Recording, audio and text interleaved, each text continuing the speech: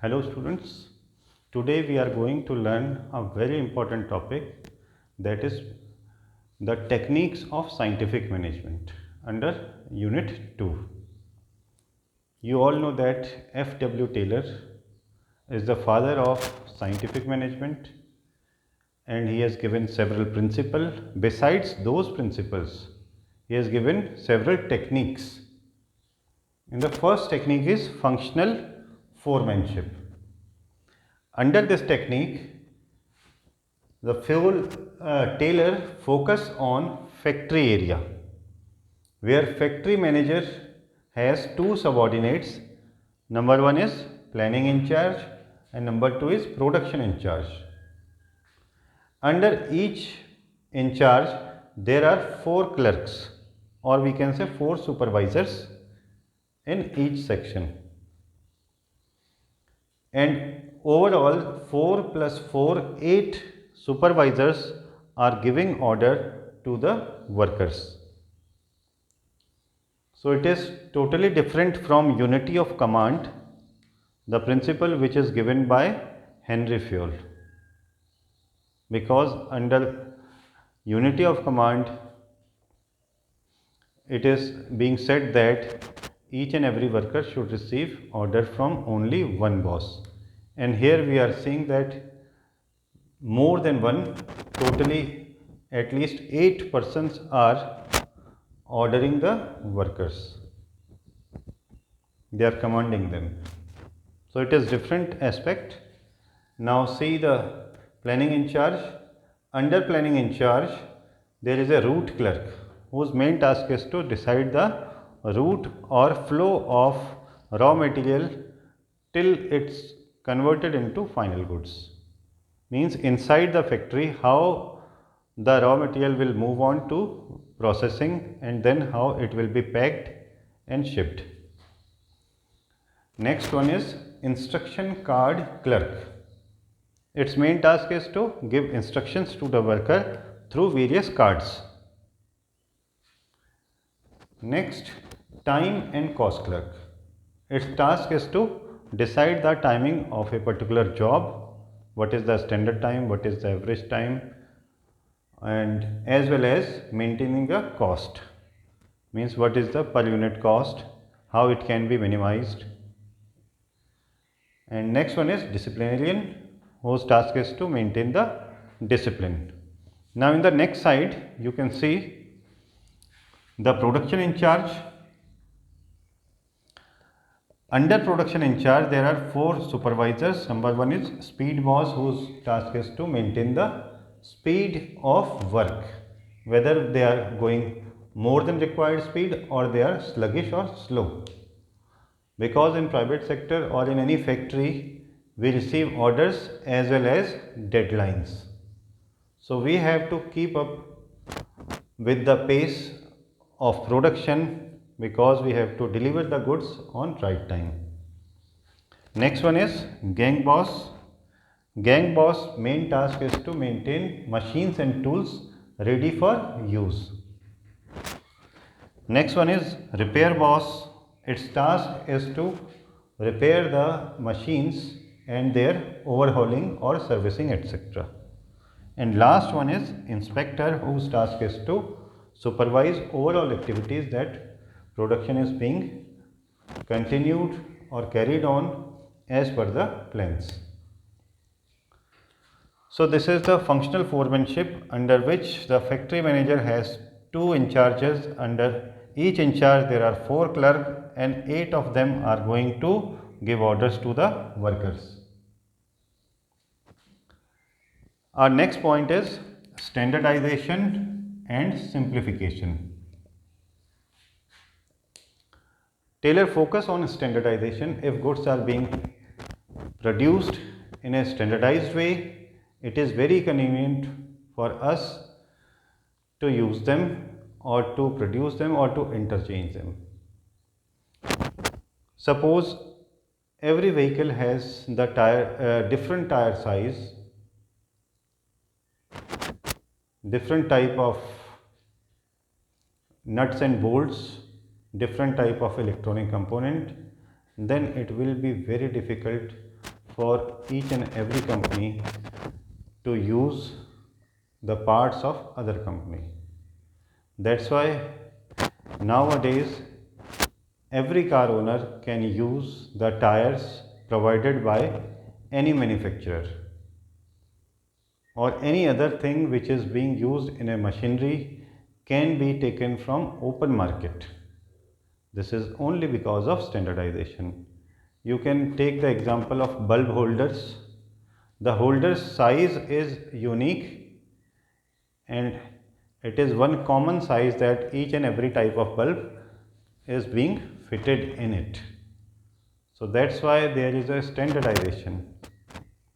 There is less problem if every manufacturer produces different size of bulbs, means the socket or the holder side will be of different size, then it is very difficult to maintain a lot of type of holders.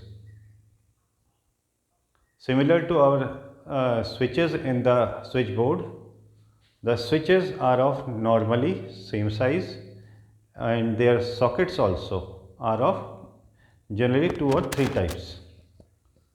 Otherwise, there may be a large number of sockets which are being make ready for different type of product. Nowadays, whatever we purchase from the market, we directly use it in our household sockets. So it is only due to standardizations. So it is not only the standardization of products, but as well as the standardization of process. Many processes are standardized. You have heard about the word SOP, Standard Operational Procedure. SOP means what are the best way to perform a work, and there are certain guidelines for them that how to perform this work. So that is SOP. So standardization as well as simplification is very helpful for us. We simplify the things. We don't want to make it complicated for the user. If they are simple, plug and play, then it is very easy to use as well as the customer will be satisfied. Our next point is work study techniques. In the work study techniques, there are 4 techniques. These are the work study techniques and you have to write down or note down the important point. Number 1 is method study. In the method study, you have to focus on best method.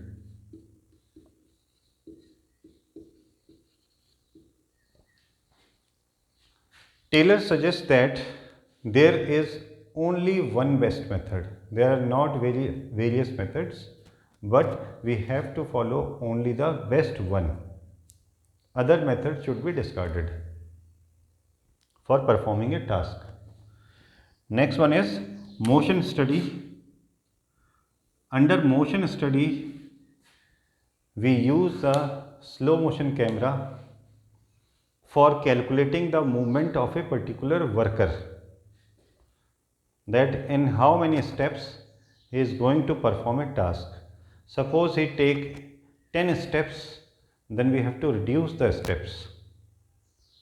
We can use the conveyor where all the tools or equipments or parts whatever we want will automatically get by the workers in front of him. A chain is moving in front of the worker and he will pick up the required equipment or part.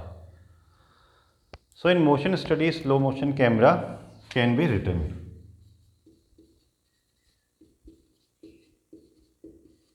Slow motion camera.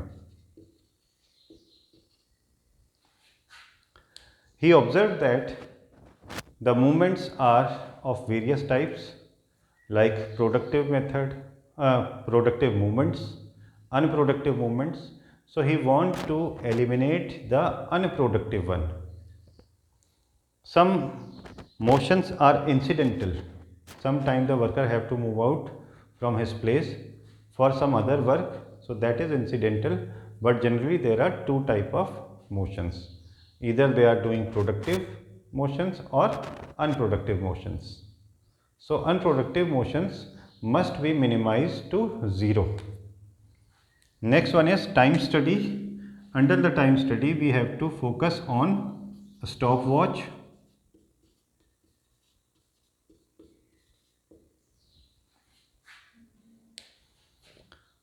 Through stopwatch, we can measure the time of each and every worker while he is performing the job, as well as we have to decide the standard time to perform a specific job.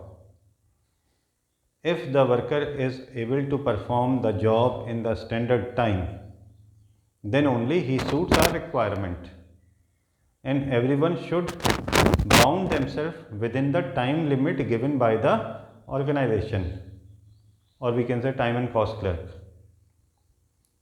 So standard times are being measured. They can be calculated by giving an average. For example, all the workers are sitting there, so we can give them a target that okay, you perform this particular task within 5 minutes. So those workers who are not able to perform, they should be motivated, or what are their mistakes can be observed through CCTV or slow motion camera or stopwatch. So the main focus of time study is to save the time and reduce the wastage of time. Next one is fatigue study. Fatigue study tell us about that every human being is lethargic after doing work continuously. So there must be a rest interval. That's why in your school there is a lunch break or interval.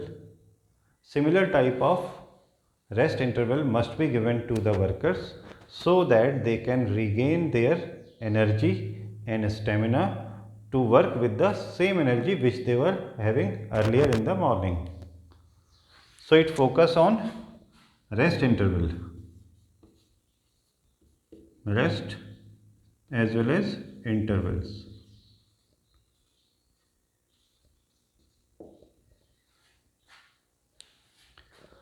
Now the last point, that is last technique, it is differential piece wage system. Under this system, under differential piece wage system, we can take an example like the wage rate is rupees 500 per day, and the worker 1 and worker 2, there are two workers.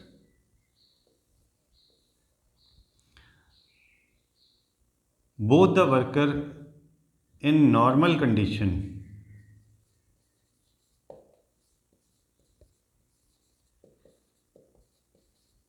will get rupees 500 at the end of day. So this system is known as piece rate system, time rate system, time rate system, because they are being employed for 8 hours, and after spending 8 hours they will get this amount. If we change the scheme, suppose the production in our factory is countable in units, so we can devise a scheme that for every worker he has to manufacture at least 10 units.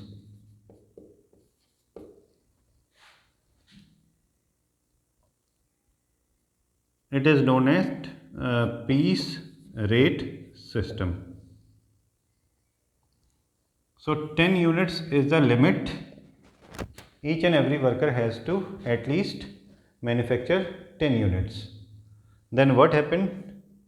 Worker 1 will produce 10 unit, worker 2 will produce 10 unit. Then also they are getting rupees 500. So there is no change in the production, means there is no increase in production. If we want to increase the production, we will one more add on, that is, if any worker produces more than required units, then he will get at least 20% bonus.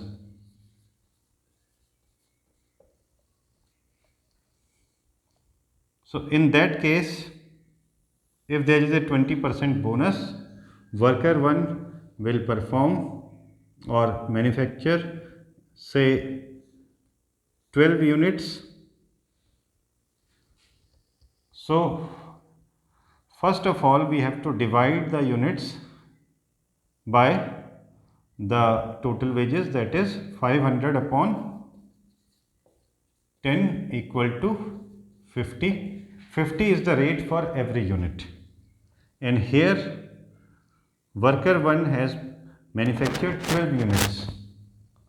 So 50 into 12 means he is going to get rupees 600 plus 20% of 600, 20% of 2 units. So 2 units which are made extra by the worker, that costs rupees 100 into 20 upon 100. So he will receive 620.